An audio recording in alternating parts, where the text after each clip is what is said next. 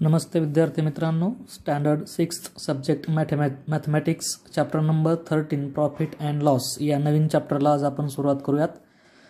आणि what is profit, what is loss and how we can find the profit and loss हा जो काही भाग आहे तो आपण या व्हिडिओमध्ये समजून घेणार आहोत. म्हणून अगदी शेवटपर्यंत आपण सर्वांनी हा व्हिडिओ लक्षपूर्वक पाहायचा आहे.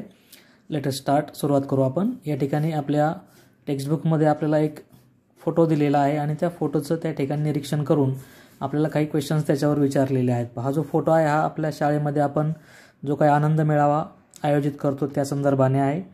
आपण वेगवेगळे स्टॉल लावतो आणि काही वस्तू विकतो, तर त्यामध्ये अशाच पद्धतीने इथे स्टॉल लावलेले दिसतात आपल्याला. आणि या स्टॉलमध्ये 2 स्टॉल त्या ठिकाणी आहेत. एक पावभाजी स्टॉल आहे आणि एक भेळपुरीचा स्टॉल आहे. तर हे जे 2 स्टॉल लावणारे व्यक्ती आहेत किंवा जे विद्यार्थी आहेत त्यांच्या खर्च केलेल्या अमाऊंटचा तपशील खाली आपल्याला दिलेला आहे. Details of Pranav's shopping for his stall. तर या प्रणवने एवढं मटेरियल खरेदी केलेलं आहे त्याच्या स्टॉलसाठी. This is Pranav's stall and this is Sarita's stall. तर सरिताने कोणकोणतं मटेरियल खरेदी केलेलं आहे, रॉ मटेरियल, ते इथे आपल्याला दोन्ही ठिकाणी दिलेलं आहे.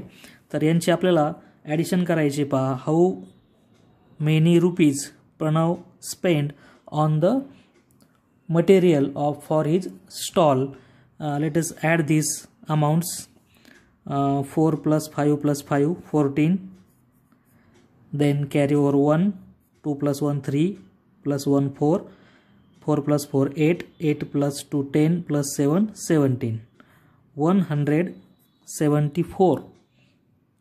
The total amount he spent is 174 and the amount Pranav gained through these sales. त्याने विक्री केलेली आहे आणि विकल्यावर त्याला किती मिळाले, तर त्याला मिळालेत ₹160.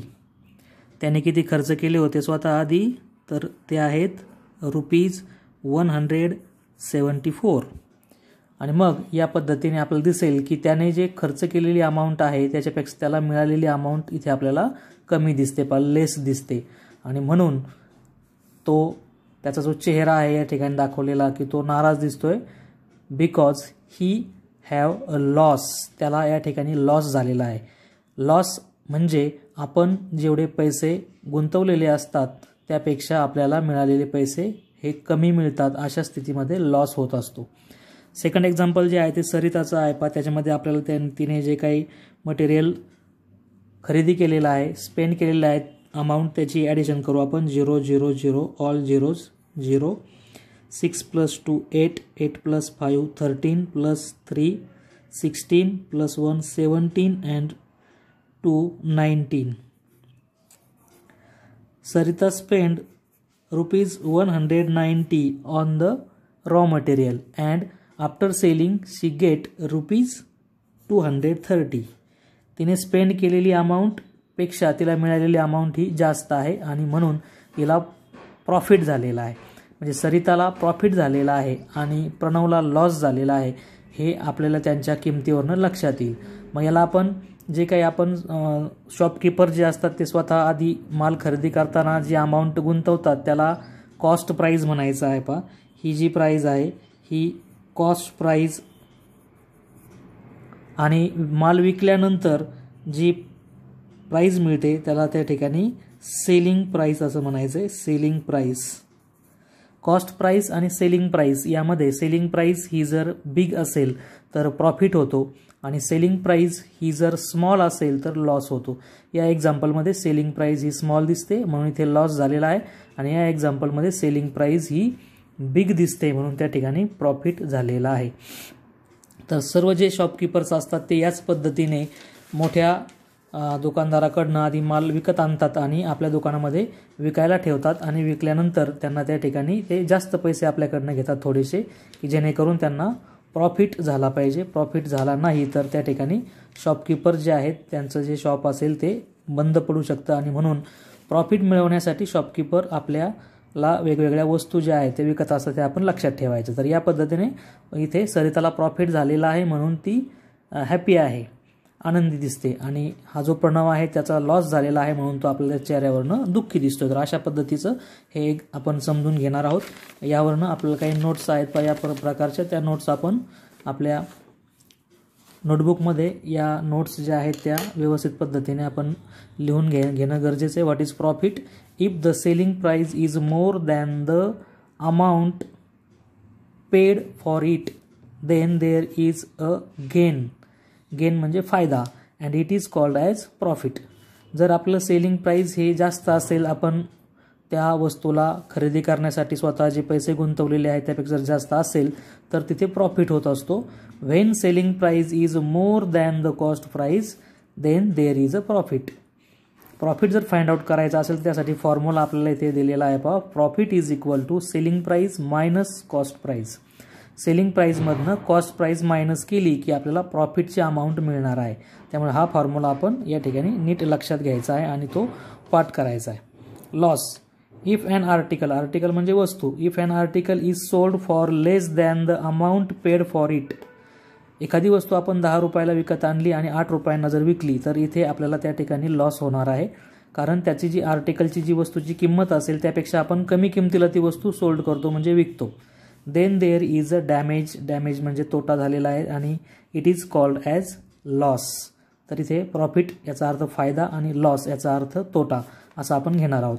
If the selling price is less than the cost price. Selling price is a small असेल, लेस म्हणजे स्मॉल असेल आणि मोर म्हणजे बिग असेल, तर इथे या पद्धतीने आपण लक्षात ठेवणार आहोत की सेलिंग प्राइस पाहिजे आपल्याला, दोघांची तुलना करायची आहे आपल्याला, कॉस्ट प्राइसची आणि सेलिंग प्राइसची कंपॅरिझन करायची आहे. आणि जर सेलिंग प्राइस ही बिग असेल तर प्रॉफिट होतो आणि सेलिंग प्राइस ही जर स्मॉल असेल तर लॉस होतो. ज्यावेळेस लॉस होतो त्यावेळेस तो काढण्यासाठी आपला फॉर्म्युला आहे loss is equal to cost price minus selling price. हे दोन फॉर्म्युले आपल्याला या ठिकाणी लक्षात ठेवायचे आहेत आणि पाठ करायचे आहेत. Loss is equal to cost price minus selling price. Cost price म्हणजे वस्तू विकत घेण्यासाठी दिलेली अमाऊंट आणि सेलिंग प्राइस म्हणजे वस्तू ज्या किमतीला विकलेली आहे ती अमाऊंट, त्याला सेलिंग प्राइस असं म्हणायचं आहे. तर या पद्धतीने इथे आपण हा सुरुवातीचा भाग समजून घेतल्यानंतर प्रॅक्टिस सेट 31 मधले एक्झाम्पल्स जे आहेत ते आपण या ठिकाणी सोडवणार आहोत. तर प्रॅक्टिस सेट 31 जो आहे त्यामध्ये या प्रकारे आपल्याला काही एक्झाम्पल्स दिलेले आहेत ते आपण आधी क्वेश्चन नंबर 1 जो आहे पहा इथे. The cost price and selling price are given in the following table. Find out whether there was a profit or a loss and how much it was. तर अशा पद्धतीने एक टेबल दिलेला आहे, 4 एक्झाम्पल्स दिलेले आहेत. त्यामध्ये कॉस्ट प्राइस दिलेली आहे. कॉस्ट प्राइस म्हणजे मूळ किंमत, सेलिंग प्राइस म्हणजे विकायची किंमत. तर जो काही प्रॉफिट किंवा लॉस या ज्या गोष्टी आहेत ज्या होत असतात त्या शॉपकीपरला होत असतात पहा. त्याच्यामध्ये जो घेणारा व्यक्ती आहे, गिऱ्हाईक जो असतो त्याला प्रॉफिट किंवा लॉस होत नसतो. तर जो व्यक्ती दुकान मांडतो, ज्याचं शॉप असतं, शॉपकीपरला प्रॉफिट आणि लॉस या दोन गोष्टी ज्या आहेत ते होत असतात. त्यामुळे इथे हा जो क्वेश्चन नंबर 1 जो दिलेला आहे तो आपण या पद्धतीने सोडवणार आहोत. याच्यात जो काही टेबल दिलेला आहे त्या टेबलमधला प्रत्येक क्वेश्चन आपण त्या टेबलच्या खाली घेऊन तो त्याचं उत्तर किती येतं ते आपण त्या ठिकाणी फाइंड आउट करणार आहोत. तर इथे पहा क्वेश्चन नंबर 1 जो आहे त्यामध्ये म्हणजे या टेबलमधला क्वेश्चन नंबर 1 कॉस्ट प्राइस आहे 4500 आणि सेलिंग प्राइस आहे 5000. सेलिंग प्राइस इज बिग, यामध्ये आपल्याला 5000 हा नंबर बिग दिसतोय. Selling price is big therefore there is a profit. म्हणजे या ठिकाणी काय झालेलं आहे, पहिल्या एक्झाम्पलमध्ये प्रॉफिट झालेलं आहे. पाहिजे तुम्हाला विचारलं आहे प्रॉफिट ऑर लॉस काय झालं ते, आणि हाऊ मच. आता हाऊ मचसाठी आपल्याला त्या ठिकाणी फॉर्म्युला टाकून त्याचे सबट्रॅक्शन करावे लागेल. फॉर्म्युला आहे प्रॉफिटचा, profit is equal to selling price minus cost price. मग सेलिंग प्राइसच्या खाली सेलिंग प्राइसची किंमत लिहिली 5000 मायनस 4500. तर ही जी काही सबट्रॅक्शन आहे 0 मायनस 0 0 0 मायनस 0 0, त्यानंतर 0 मायनस 5 होणार नाहीत म्हणजे या ठिकाणी कॅरीवर करावं लागेल आपल्याला 10 मायनस 5 5 अँड इथे कॅरीवर केल्यामुळे 4 उरतील, 4 मायनस 4 0. तर इथे तुम्हाला ₹500 एवढा त्या ठिकाणी प्रॉफिट झालेला आहे. तर तो इथे आपल्याला या वरच्या टेबलमध्ये लिहायचा आहे. म्हणजे फक्त टेबल लिहून त्यात हे आकडे भरायचे नाहीत, तर त्या टेबलच्या खाली आपल्याला अशा पद्धतीने प्रत्येक एक्झाम्पल सोडवायचं आहे, म्हणजे आपण ते उत्तर कसं फाइंड आउट केलं ते कळेल. नंतर एक्झाम्पल नंबर 2 बघा. इथे कॉस्ट प्राइस आहे 4100 आणि सेलिंग प्राइस आहे 4090. आता 4100 आणि 4090 यामध्ये आपल्याला कळेल की हा जो 4100 हा नंबर आहे तो बिग नंबर आहे. मग म्हणजे कोण बिग आहे याच्यामध्ये, तर कॉस्ट प्राइस बिग आहे. आपल्याला सेलिंग प्राइसचा विचार करायचा आहे. तर सेलिंग प्राइस बिग आहे का, तर नाही. म्हणजे सेलिंग प्राइस कशी आहे, तुमची कॉस्ट प्राइसपेक्षा स्मॉल आहे आणि म्हणून या ठिकाणी आपल्याला म्हणावं लागेल selling price is small therefore there is loss. हे कसं ओळखायचं ते लक्षात घ्या नीट. प्रॉफिट कधी होतो, जेव्हा सेलिंग प्राइस बिग असते. या दोघांमध्ये कॉस्ट प्राइस आणि सेलिंग प्राइसची तुलना करायची. जर सेलिंग प्राइस बिग असेल तर प्रॉफिट होतो आणि जर सेलिंग प्राइस ही स्मॉल असेल तर लॉस होतो. हे आपण ध्यानात ठेवायचं. Selling price is small therefore there is loss. आणि मग लॉसचा formula, loss is equal to cost price minus selling price. That means 4100 minus 4090. 0 minus 0 0च होईल. त्यानंतर इथे 0मधनं 9 जात नाही, त्यामुळे कॅरी ओव्हर केले तर 10मधनं 9 गेल्यानंतर 1 उरतील. त्यानंतर पुढे 0 आणि 0 याप्रमाणे ₹10. ही सबट्रॅक्शन आपण बाजूला सुद्धा करून पाहू शकता. तर इथे आपल्याला लॉस, सेकंड जो क्वेश्चन आहे तो तिथे आपल्याला याप्रमाणे इथे लॉस म्हणायचं आहे. आणि किती लॉस झालेला आहे, तर ₹10 एवढा लॉस झालेला आहे. हे जे सिम्बॉल आहे पाहे आर, र आणि त्याच्या पोटात रेष मारतो आपण मराठी र काढून, त्याचं रिडिंग का आपण रुपीज असं करायचं. ₹10 एवढा त्या ठिकाणी लॉस झालेला आहे. त्यानंतर सब क्वेश्चन नंबर 3 आहे. Cost price 700 and selling price 799. तर ही प्राइस आपल्याला मोठी दिसते सेलिंग प्राइस, म्हणून सेलिंग प्राइस जर मोठी असेल तर प्रॉफिट होतो. Selling price is big therefore there is a profit. हा जो प्रॉफिट आहे तो आपल्याला काढायचा असेल तर profit is equal to selling price minus cost price. Selling प्राइसची व्हॅल्यू लिहा 799 मायनस 700. 9 मायनस 0 केलं तर 9च येईल. 9 मायनस 0 पुन्हा 9च येईल आणि 7 मायनस 7 होतील 0. म्हणजे ₹99 it is profit in the third example. म्हणजे थर्ड एक्झाम्पलमध्ये आपण या ठिकाणी इथे प्रॉफिट म्हणायचं आहे. काय झालं आहे, प्रॉफिट की लॉस, तर प्रॉफिट झाला आहे. किती झाला आहे तो, हाऊ मच, ₹99. म्हणजे इथे आपण हे जे आकडे भरलेले आहेत ते स्वतः खाली आधी आपण त्याचं एक्झाम्पल सॉल्व्ह केलं आणि मग भरलेले आहेत. फक्त टेबलमध्ये अंक भरायचे नाहीत. त्यानंतर 4 नंबरला पहा, 1000 it is a cost price and 920 it is a selling price. कोण मोठं आहे पहा, तर हा नंबर बिग आहे. म्हणजे तुमचं कॉस्ट प्राइस बिग आहे. आपल्याला कोण बिग असावं पाहिजे, प्रॉफिट व्हायचा असेल तर सेलिंग प्राइस बिग पाहिजे. पण या ठिकाणी सेलिंग प्राइस स्मॉल दिसते. Selling price is small therefore there is a loss. Selling price small असेल तर लॉस, सेलिंग प्राइस बिग असेल तर प्रॉफिट. हे ध्यानात ठेवावं लागेल, तरच आपल्याला हे एक्झाम्पल्स सोडवता येतील. मग लॉसचं फॉर्म्युला आहे, loss is equal to CP म्हणजे cost price minus SP. SP म्हणजे सेलिंग प्राइस. तर 1000 मायनस 920 ही जी सबट्रॅक्शन आहे ते आपल्याला इथे करावी लागेल. 0 मायनस 0 0च होतील. त्यानंतर 0 मायनस 2 म्हणजे 10 मायनस 2 त्या ठिकाणी केले आपण तर 8. त्यानंतर पुढे जो आहे तो तुमचा 0 आणि 0 या पद्धतीने एवढंच आन्सर येईल आपलं. हे ₹80 it is your answer. Therefore इथं तुम्हाला काय लिहावं लागेल, लॉस आणि किती लॉस झाला आहे तर ₹80 एवढा त्या ठिकाणी लॉस झालेला आहे. म्हणजे पहिला जो क्वेश्चन आपण सोडवला आहे त्यामध्ये जो काही टेबल आहे त्या टेबलमध्ये आपण इथे हे सर्व माहिती भरली आहे. परंतु ती माहिती भरत असताना त्याच्यामधल्या प्रत्येक क्वेश्चनचा आपण वेगळं उदाहरण म्हणून विचार केलेला आहे आणि मग त्या टेबलमध्ये अंक भरले आहेत. फक्त टेबल लिहून आपण त्याच्यामध्ये जर अंक भरले तर ते आपलं योग्य उत्तर असणार नाही. त्यातल्या प्रत्येक एक्झाम्पलला या प्रकारे सोडवायचं आहे. यानंतर question number 2. A shopkeeper bought a bicycle for ₹3000 and sold the same for ₹3400. How much was his profit? तिथे आपल्याला डायरेक्ट प्रॉफिट किती झाला असं विचारलेलं आहे. म्हणजे आपल्याला ओळखायचं नाही. जेव्हा आपल्याला ओळखायचं असेल प्रॉफिट की लॉस तेव्हा आपल्याला दोघांमध्ये कंपॅरिझन करायची आहे. परंतु इथे डायरेक्ट प्रॉफिट म्हटलेलं आहे. त्यामुळे आपण या ज्या काही त्या किमती दिलेल्या आहेत पहा त्याचा नीट विचार करायचा आहे. याप्रमाणे आधी दिलेली जे काही किमती आहेत त्या आपण लिहायचं आहे. Cost price of bicycle ₹3000, selling price of bicycle ₹3400 and profit is equal to question mark. मग प्रॉफिटचा फॉर्म्युला आपण लिहिणार profit is equal to selling price minus cost price. यामध्ये आपण किमती घालूयात. सेलिंग प्राइस जी आहे आपली ती आहे 3400 मायनस कॉस्ट प्राइस आहे 3000. तर अगदी सोपं सबट्रॅक्शन आहे. जर आपल्याला ते सबट्रॅक्शन आडवं करता येत नसेल तर आपण ते उभं सुद्धा करू शकतो.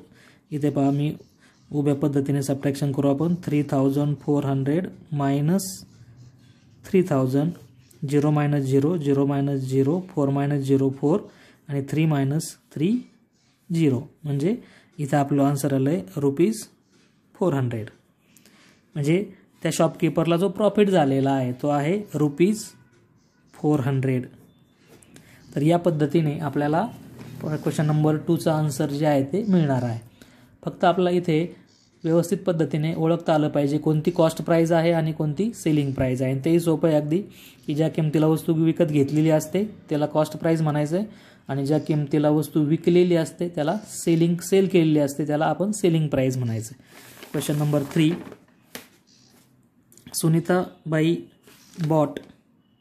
Sunandabai bought milk for ₹475. Milk घेतलेला आहे ₹475 म्हणजे ही त्याची कॉस्ट प्राइस होईल. She converted it into yoghurt and sold it for ₹700. त्याचं रूपांतर योगर्ट म्हणजे दही केलं तयार आणि त्या दही विकल्यानंतर किती रुपये मिळाले तर 700. तर ही 700 ही त्याची सेलिंग प्राइस होणार आहे. How much profit did she make. तिथे पण डायरेक्ट प्रॉफिटचा उल्लेख आहे. आपल्याला फाइंड आउट नाही करायचे प्रॉफिट झाला की लॉस झाला, त्यामुळे आपल्याला कंपॅरिझन करायची गरज नाही. फक्त आपल्याला ओळखता आलं पाहिजे कोणती कॉस्ट प्राइस आहे आणि कोणती सेलिंग प्राइस आहे. तर 475 ही कॉस्ट प्राइस आहे आणि 700 ही सेलिंग प्राइस आहे. तर हे एक्झाम्पल याप्रमाणे आधी आपण दिलेल्या गोष्टी लिहिणे पहिली स्टेप आहे. Cost price of milk is equal to ₹475. Selling price of yogurt is equal to ₹700 and profit is equal to question mark. Write the formula of profit. Profit is equal to selling price minus cost price means 700 minus 475. Subtraction करू आपण. 700 मधनं 0तनं 5 minus होत नाही त्यामुळे carry over केले. इथे 10 झाले. 10 minus 5 होतील. इथे आपण हे कॅरी ओव्हर करत असताना 7 मधनं कॅरी ओव्हर करतो त्यामुळे इथे तुमचे 10 होतील. त्यातला 1 गेल्यामुळे 9 मायनस 7 2 आणि 6 मायनस 4 2. तर या पद्धतीने ₹225. Sunandabai make profit of ₹225. सुनंदाबाईला किती प्रॉफिट झालेला आहे तर 225 एवढा प्रॉफिट झालेला आहे.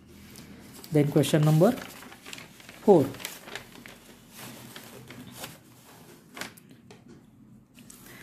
The Jijamata Women's Saving Group bought raw material worth ₹15,000 for making chaklis.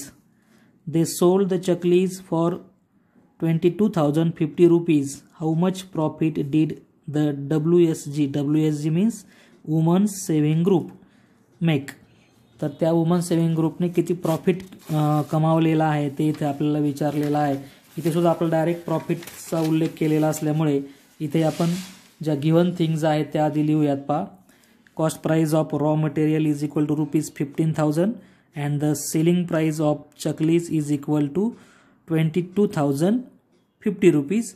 Therefore profit विचारले त्यामुळे प्रॉफिटचा फॉर्म्युला इथे लिहिलेला आपण. Profit is equal to selling price minus cost price.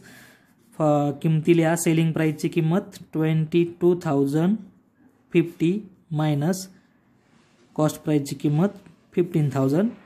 Make subtraction.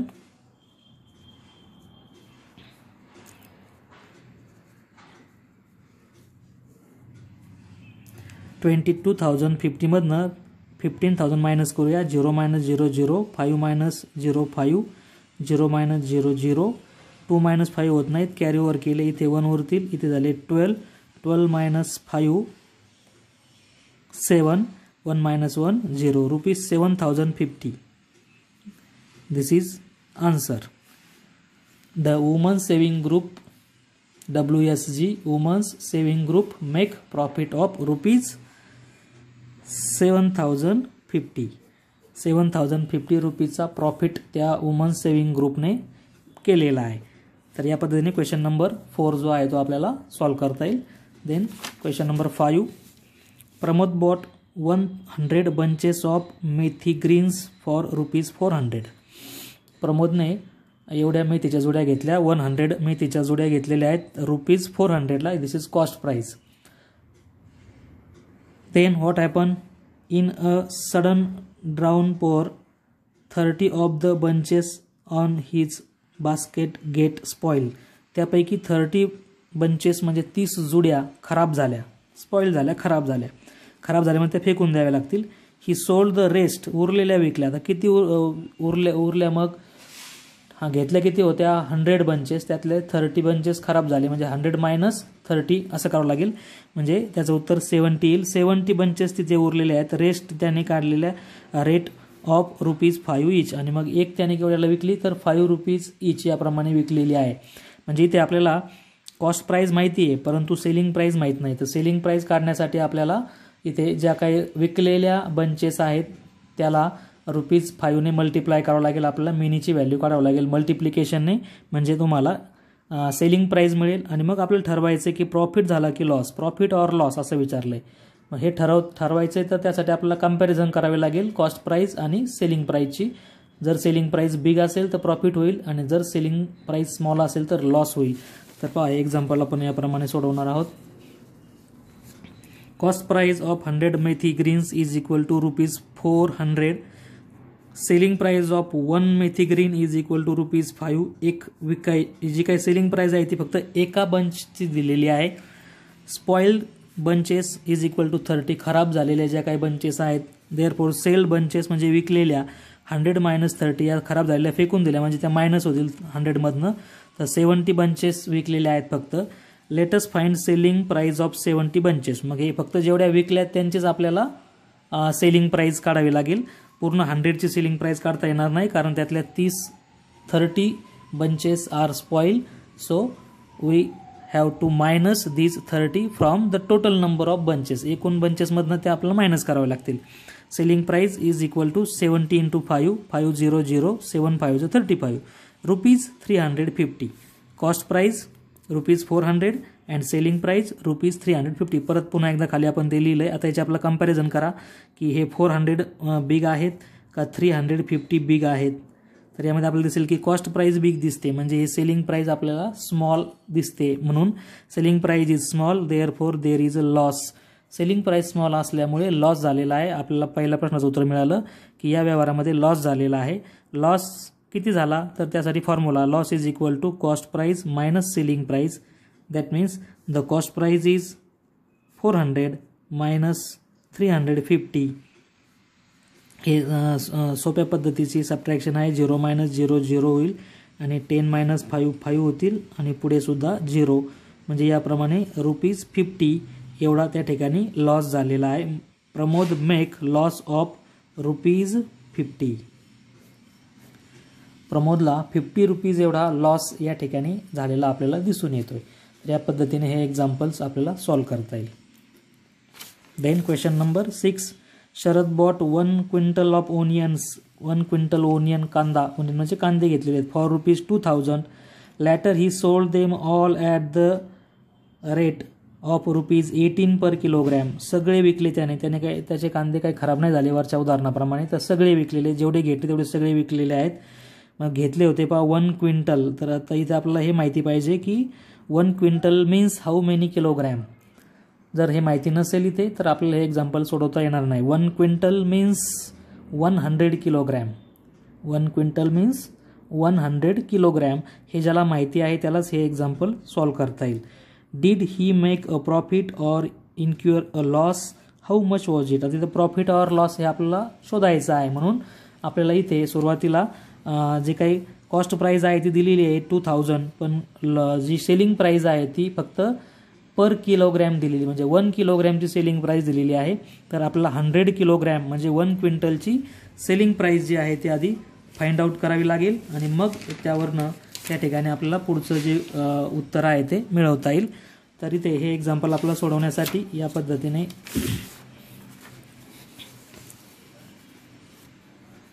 Cost of 1 quintal of onions is equal to ₹2000. दिलेल्या गोष्टीला selling price of 1 kilogram onion is equal to ₹18. Selling price of 1 quintal means 100 kilogram. This is very important. 1 quintal means 100 kilogram. हे आपल्याला माहिती असल्याशिवाय आपण हे example सोडवू शकत नाही.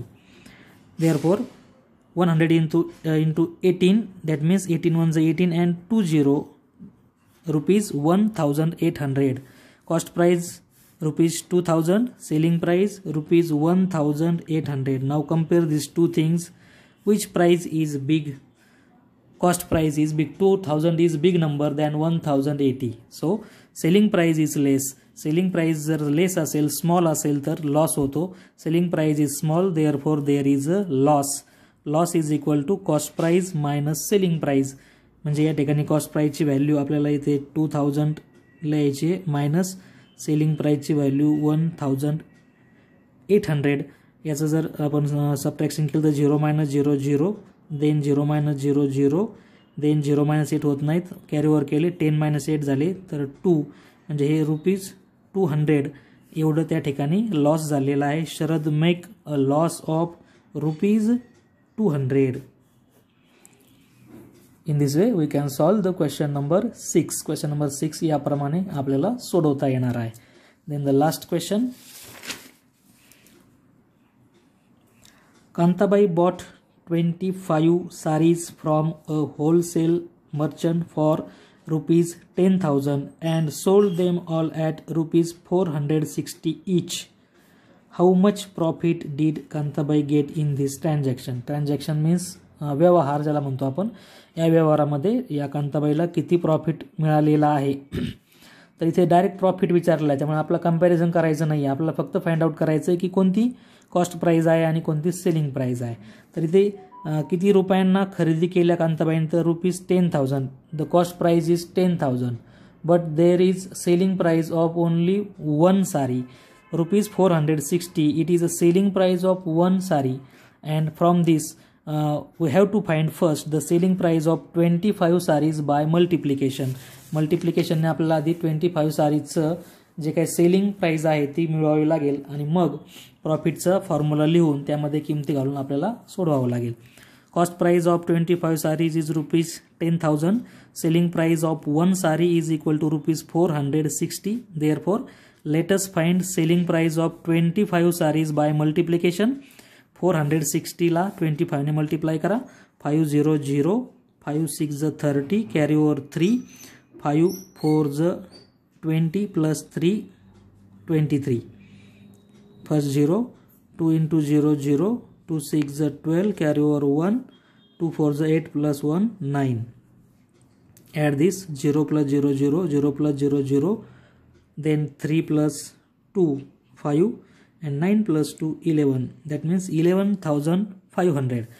Cost price ₹10,000, selling price ₹11,500. Look at this now.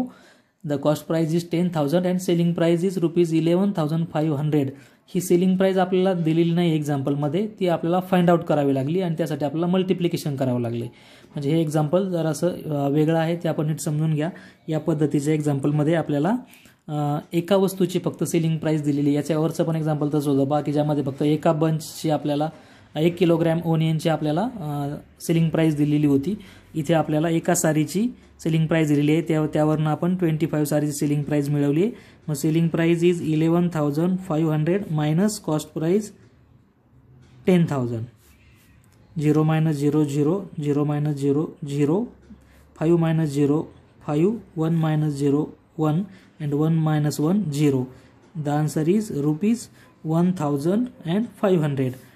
Kantabai get profit of ₹1,500 in this transaction. या व्यवहारामध्ये एवढा प्रॉफिट कांताबाईला झालेला आहे. कोणताही वर्ड प्रॉब्लेम सोडता असताना या पद्धतीने प्रथम दिलेल्या गोष्टी लिहा, गिवन थिंग्स लिहा, त्यानंतर तुम्हाला जो काही फॉर्म्युला वापरायचा आहे तो लिहा, त्याच्यामध्ये किमती घाला, उत्तर काढा आणि आलेला आन्सर एका वाक्यामध्ये अशा पद्धतीने खाली लिहा. This is the best way to solve any word problem. कोणताही वर्ड प्रॉब्लेम सोडवण्यासाठी ही बेस्ट मेथड आहे. व्हिडिओ आपल्या सर्वांना नक्की आवडेल. व्हिडिओला लाईक करा आणि आपल्या इतर मित्रमैत्रिणींसोबत शेअर करून ही सर्व एक्झाम्पल्स आपण आपल्या मॅथच्या नोटबुकमध्ये लिहायला विसरू नका. धन्यवाद.